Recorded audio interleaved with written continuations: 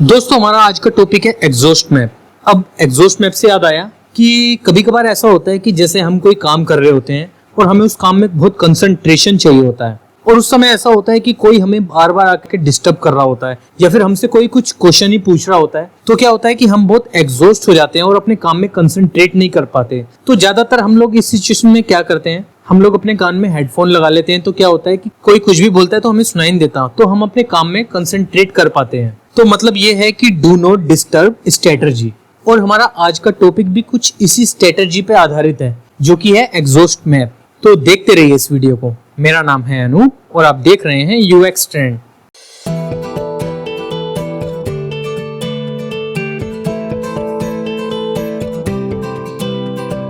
Welcome back. तो दोस्तों आज हम देखेंगे RxJS का एग्जॉस्ट मैप ऑपरेटर। अब जैसा मैं आपको ऑलरेडी इसके इंट्रो में एग्जांपल दे चुका था हेडफोन वाला, तो वो एग्जांपल बेस्ट सूट करता है इस ऑपरेटर पे। तो सिंपली आप इस ऑपरेटर को बोल सकते हैं do not disturb operator. In fact मेरे साथ भी ऐसा होता है कि जब मैं किसी ऐसे काम में बिजी होता हूँ जहां मुझे बहुत कंसंट्रेशन की जरूरत है तो मैं भी हेडफोन लगा लेता हूँ और उसके बाद जब मेरा काम पूरा हो जाता है तो मैं हेडफोन हटा के उनसे पूछ लेता हूँ कि क्या काम था, क्या कह रहे थे। तो वही काम एग्जॉस्ट मैप ऑपरेटर भी करता है। तो अब ये क्या करता है, इसको दिखाने के लिए मैंने ये एक एग्जांपल रेडी किया है। इसमें क्या है, यहाँ पे एक सेव बटन है, सेव डेटा। इस पे जब हम क्लिक करेंगे तो हमारी एक सेव रिक्वेस्ट जाएगी और वो कहाँ जाएगी, हमारे सर्वर पे। ये हमारी एपीआई का यूआरएल है, यहाँ पे डेटा 1 आ गया और मैं दोबारा क्लिक करूंगा तो ये दूसरी रिक्वेस्ट चली गई, यहाँ पे 2 आ गया और यहाँ पे हम रिफ्रेश करेंगे तो यहाँ भी 2 आ जाएगा। अब दोस्तों इस एग्जांपल में मैंने एग्जॉस्ट मैप को यूज किया है। तो क्या होगा, अगर मैं यहाँ पे मल्टीपल टाइम भी क्लिक करूंगा तो रिक्वेस्ट एक ही जाएगी। आपने देखा मैंने कई सारी बार क्लिक किया इस पे पर रिक्वेस्ट एक ही गई। अब मैं दूसरी बार भी मल्टीपल टाइम करता हूँ, 1 2 3 4, पर आपने देखा यहाँ पे सिर्फ एक ही रिक्वेस्ट गई। यहाँ हम रिफ्रेश करेंगे तो 4 आ गया। तो दोस्तों एग्जॉस्ट मैप ऑपरेटर यही करता है। हम अगर किसी रिक्वेस्ट को मल्टीपल टाइम अगर गलती से भी क्लिक कर दें या जल्दी जल्दी हम बटन को दबा दें तो वो एक बार में एक ही रिक्वेस्ट पे काम करेगा और जब तक वो रिक्वेस्ट कंप्लीट नहीं हो जाएगी वो अगला एक्शन परफॉर्म नहीं करेगा और जितने भी उसके बीच में हमने रिक्वेस्ट करी होंगी यानी कि बटन दबाया होगा वो इग्नोर हो जाएंगी। तो एक्चुअली मैं ऑलरेडी इसका कंपोनेंट बना चुका हूँ और ये एग्जांपल मैं ऑलरेडी यहाँ क्रिएट कर चुका हूँ। तो मैं क्या करता हूँ, इसकी TS फाइल में से सब चीज डिलीट कर देता हूँ। ये ng on init और ng after view init छोड़ देता हूँ और ये हमारी API का जो URL है ये छोड़ देता हूँ। ये सब भी हटा देता हूँ। तो अब हमारे इसमें कुछ नहीं है, सिर्फ HTTP क्लाइंट इंजेक्टेड है और डिजाइन यूटिलिटी सर्विस इंजेक्टेड है। तो अब हम क्या करते हैं, हम स्टेप बाय स्टेप आगे बढ़ते हैं। हमें सबसे पहले क्या करना है, हमें इस बटन के क्लिक पे यहाँ पे जो नंबर है उसको इंक्रीमेंट करना है। तो हम वो करते हैं। सबसे पहले हम क्या करते हैं, इसकी टाइपस्क्रिप्ट फाइल में एक प्रॉपर्टी यहाँ पे बना लेते हैं, num इज इक्वल टू क्या कर देते हैं 0 और num को हम कॉपी करते हैं और यहाँ पे इंटरपोलेशन के थ्रू दिखा देते हैं। तो यहाँ क्या आ गया 0। अब इस बटन पे क्लिक पे हम मेथड बनाते हैं और बटन कहाँ है हमारा, ये। तो मैं मेथड क्या बनाता हूँ, क्लिक, मैं लिख देता हूँ बटन क्लिक ही लिख देता हूँ। इसको कॉपी करता हूँ, टाइपस्क्रिप्ट में चलते हैं। अब यहाँ पे नीचे इसको हम बना लेते हैं। अब बटन क्लिक पे मैं क्या करता हूँ, this dot num plus plus. तो हम चेक करते हैं, तो मैं इस पर क्लिक करूँगा तो आप देखेंगे यहाँ पे ये नंबर इंक्रीमेंट होते जा रहे हैं। तो हमारा ये काम हो गया। अब हमें क्या करना है, इसके क्लिक पे हमें ये रिक्वेस्ट भेजनी है सर्वर पे भी यहाँ पे। तो हम इसका एक मेथड बनाते हैं। हम यहाँ पे एक मेथड बनाते हैं ऑन सेव, मतलब ऑन सेव डेटा। हम क्या कर रहे हैं, डेटा को सर्वर पे सेव कर रहे हैं तो ऑन सेव।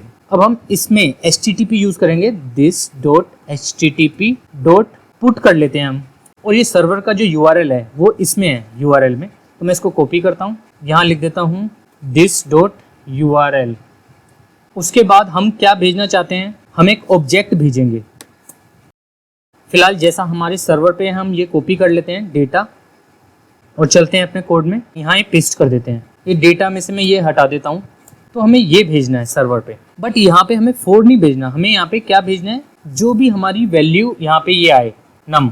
तो फिलहाल हम इसको आर्ग्यूमेंट के थ्रू कर लेते हैं। हम यहाँ भेज देते हैं चेंजेस और चेंजेस को मैं यहाँ से कॉपी करता हूँ और इसके आर्ग्यूमेंट में डाल देता हूँ। तो ये चेंजेस यहाँ से इसको मिल जाएगा। तो ये हो गई हमारी सर्वर कॉल, बट इसको हमें रिटर्न करना पड़ेगा।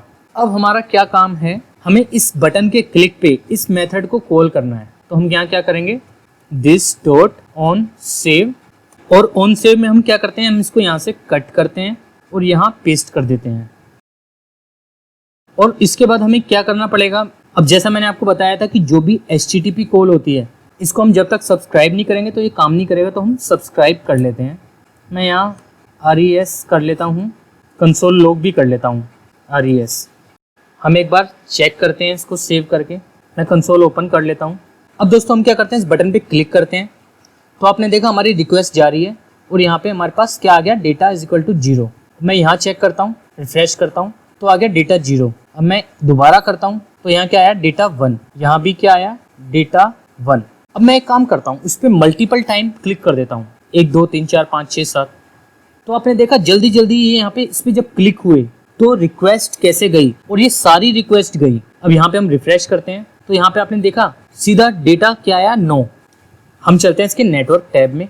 तो अब अगर यूजर ने इस पे या तो गलती से मल्टीपल टाइम क्लिक कर दिया या फिर उसने कैसे भी कर दिया, तो आपने देखा इसका इफेक्ट हमारी ऐप पे पड़ा और हमारी ऐप की परफॉर्मेंस इससे स्लो हो जाती है, क्योंकि यहाँ पे अभी कुछ नहीं है, कोई रिक्वेस्ट में ज़्यादा डेटा नहीं जा रहा। पर जब हम लाइव ऐप पे काम करते हैं तो वहाँ डेटा हमारा काफ़ी ज़्यादा भी हो सकता है, काफ़ी कम भी हो सकता है, तो वो सीधा कॉस्ट करेगा हमारी ऐप की परफॉर्मेंस पे।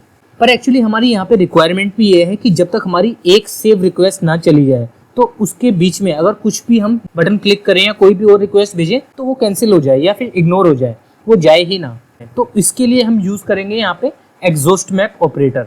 तो दोस्तों अब हम यहाँ क्या करते हैं, हम ये बटन क्लिक वाला मेथड हटा देते हैं और यहाँ पे एग्जॉस्ट मैप वाला तरीका यूज़ करते हैं। तो हम क्या करते हैं, इस बटन क्लिक वाले मेथड को यहाँ से डिलीट कर देते हैं और यहाँ से भी इस क्लिक मेथड को यहाँ से हटा देते हैं।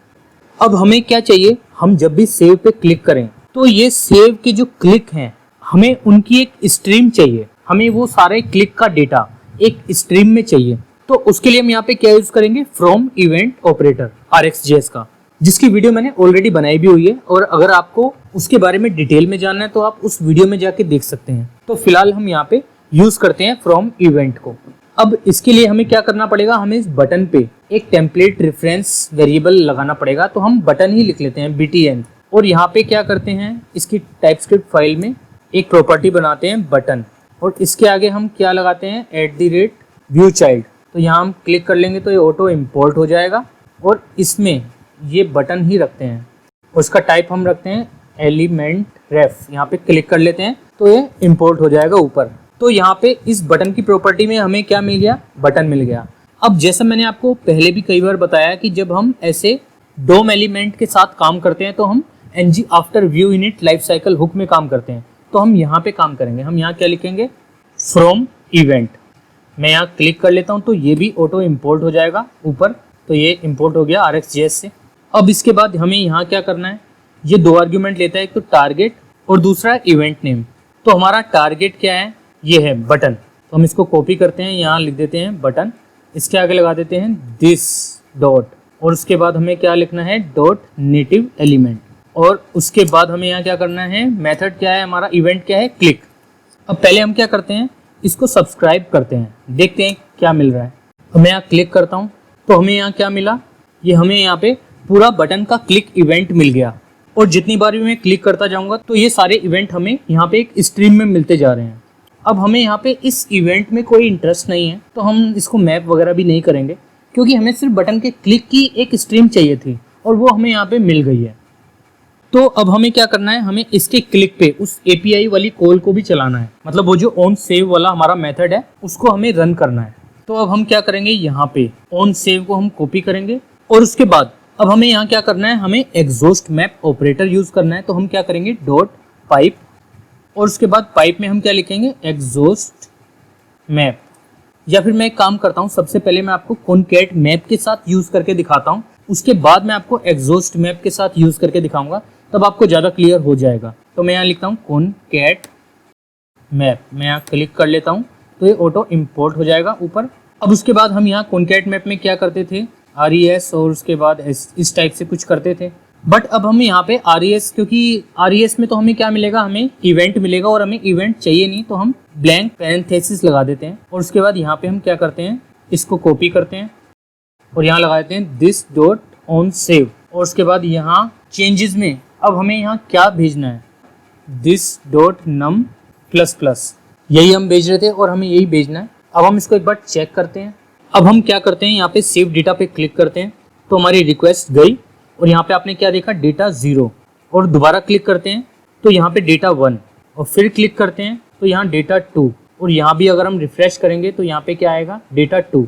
और आप यहाँ पे देखेंगे तो यहाँ पे सेव रिक्वेस्ट 3 है और यहाँ पे डेटा 2 है। अब इसका रीजन ये है क्योंकि यहाँ पे हमने नम प्रॉपर्टी को यूज कर रखा है, जो हमने यहाँ पे बनाया था नम इक्वल टू 0। पर अब हमें ऐसा नहीं करना, हमें क्या करना है, हमें ये रिक्वेस्ट कब मिले, ये जो डेटा है ये 2, 3, 4 जो भी आ रहा है यहाँ पे, ये सर्वर से फैच होके आए। जब सेव कंप्लीट हो जाए तो हमें इसको फैच करना पड़ेगा सर्वर से, उसके बाद ही हमें यहाँ पे एग्जैक्ट डेटा मिलेगा कि हमारी कितनी सेव रिक्वेस्ट सक्सेसफुली चली गई है सर्वर पे। तो हम क्या करते हैं, यहाँ पे जो हमने नम लिखा है, हम यहाँ पे नम नहीं लिखेंगे क्योंकि नम तो क्या है, एक हमने नंबर ले रखा है जिसको हम इंक्रीमेंट कर रहे हैं। तो अब हम यहाँ लिखते हैं सेव रिक्वेस्ट और इसको कॉपी करते हैं, इसको टाइपस्क्रिप्ट फाइल में बना भी लेते हैं। अब हम क्या करते हैं, हम यहाँ पे एक मेथड और बनाते हैं ऑन फैच। इसमें हम क्या करेंगे, this.http.get। अब हमें क्या करना है, सर्वर से डेटा गेट करना है और क्या है this.url। अब हम क्या करते हैं, इसको सब्सक्राइब करते हैं res, हम कंसोल लॉग करा लेते हैं res। तो हम क्या करते हैं, इसको कॉपी करते हैं और उसको हमें कॉल कहाँ करना है, यहाँ पे। जब ये सब्सक्राइब करके सक्सेसफुली चली जाए हमारी रिक्वेस्ट, उसके बाद हमें इसको फैच करना है डेटा को। तो हम यहाँ क्या करते हैं, पेस्ट कर देते हैं और उसके आगे लगा देते हैं दिस। अब हम एक बार चेक करते हैं, मैं यहाँ पे क्लिक करता हूँ सेव डेटा पे, तो आपने देखा ये हमारी रिक्वेस्ट सर्वर पे गई और ये वापस सर्वर से आई 47 नंबर लाइन पे। तो 47 नंबर लाइन पे क्या है, ऑन फैच। तो अब हमने ये डेटा भेजा सर्वर पे और ये डेटा रिसीव किया सर्वर से। तो अब हमें क्या करना है, अब हमें ये वाला जो 0 है वो दिखाना है यहाँ पे। तो हम क्या लिखते हैं यहाँ पे res.data। तो आपने देखा यहाँ पे डेटा में एरर जैसा एक रेड लाइन दिखा रहा है नीचे, तो ये कह रहा है कि डेटा या तो एग्जिस्ट नहीं है इसमें, या फिर इसको आइडिया नहीं है कि डेटा है या नहीं है, क्योंकि हमने डिफाइन नहीं किया हमारे डेटा टाइप का। तो हम क्या करते हैं, हम एनी लिख देते हैं कि एनी टाइप का डेटा हमें मिल सकता है। तो अब ये एरर चली गई। अब हम सेव करते हैं इसको, मैं यहाँ क्लिक करता हूँ तो ये डेटा सर्वर पे गया और ये 0 सर्वर से वापस हमें मिला। हम क्या करेंगे, अब जो हमारा हमने बनाया था सेव रिक्वेस्ट, इसको हमने यहाँ पे भी लगाया था। हम क्या करते हैं, इस सेव रिक्वेस्ट को कॉपी करते हैं और यहाँ पे जब हम फैच कर रहे हैं तो हम यहाँ क्या करते हैं, पेस्ट कर देते हैं और उसके आगे लगाते हैं this.saveRequest और इसको इज इक्वल टू कर देते हैं किसके, इसके res.data। अब हम सेव करके चेक करते हैं तो भी हमारा बिल्कुल सिंक में काम करेगा। हम इस बटन पे क्लिक करते हैं तो दोस्तों आपने देखा जब हमारी सेव रिक्वेस्ट चली गई तो उसके बाद यहाँ पे 0 दिखा। अब मैं दोबारा करता हूँ तो ये दोबारा आ गया। अगर आपको याद है तो हमने यहाँ पे फिलहाल कॉनकैट मैप यूज किया है। तो दोस्तों अब हम इससे पहले क्या करते हैं, हमने जो यहाँ पे एक सेव वाला स्पिनर बनाया था हम उसको भी यहाँ पे शो कर लेते हैं। और वो कब हम शो करेंगे, जब तक हमारा डेटा सेव हो रहा होगा। तो अब हम क्या करते हैं, एक प्रॉपर्टी बनाते हैं फैचिंग और इसको बाय डिफॉल्ट रखते हैं फॉल्स। अब हमें क्या करना है, हम इस फैचिंग को कॉपी करते हैं और HTML में यहाँ पे हमने ngif के थ्रू ऑलरेडी इसको यहाँ दिखा रखा है क्योंकि हमने ऑलरेडी इसका एग्जांपल बना रखा था।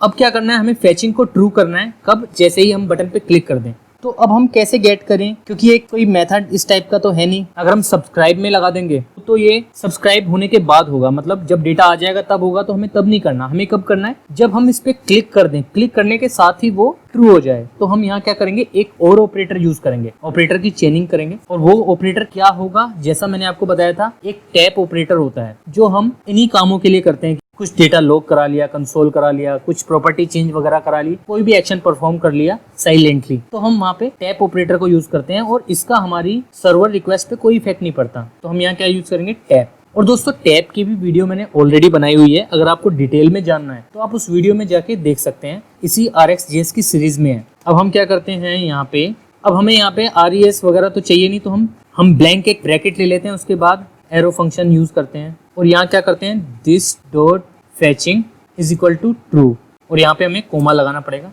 अब हम एक बार चेक करेंगे। अब मैं इस पे क्लिक करता हूँ सेव बटन पे, तो दोस्तों आपने देखा ये सेविंग वाला ये यहाँ पे शो होने लग गया हमें, पर एक्चुअली हमारा जब डेटा आ गया तो हमें ये गायब भी करना है। तो अब हम क्या करेंगे, हम इसको कॉपी करेंगे this.fetching is equal to true को, और सब्सक्राइब होने के बाद जब हमारा फैच हो जाएगा इसके बाद हम क्या कर देंगे, फॉल्स।